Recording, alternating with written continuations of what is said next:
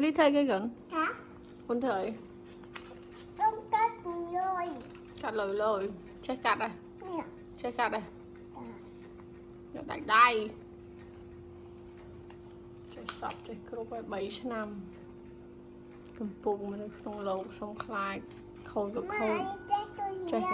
Chết tờ hiền. Miên này, tờ riêng giống á. Miên đi cái phòng. Môn tớ anh giống mày đờ tờ đó lá giống nghèo nghèo bên năng.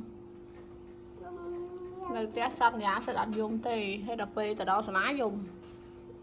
Mình các bạn khôi. À, trong mốc á. Không chơi tập vào hơn. Đánh đây và là người chứ nè. Mà tôi có thấy mấy mà. Người bị đây mà mình cất ấy cho cất mà đó. Mai phong thơ cá, côn cắt cả đặt vô tầm đông cho tịnh tỉa ấy. Ba khôi nè, ba khôi.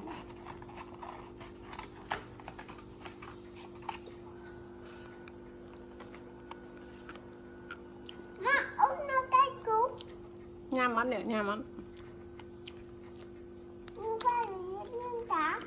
Nè, ba lì lì bên đây, xong nhắm đây mà. Xong nhắm đây. Đây.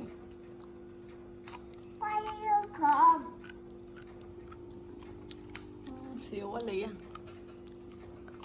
Mà mạ xong bánh mà, tục với nhỉ. Mạ vô mà cắt cả ra. Mạ vô cắt cả ra.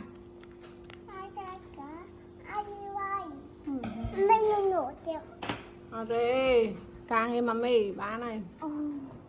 Cắt. No.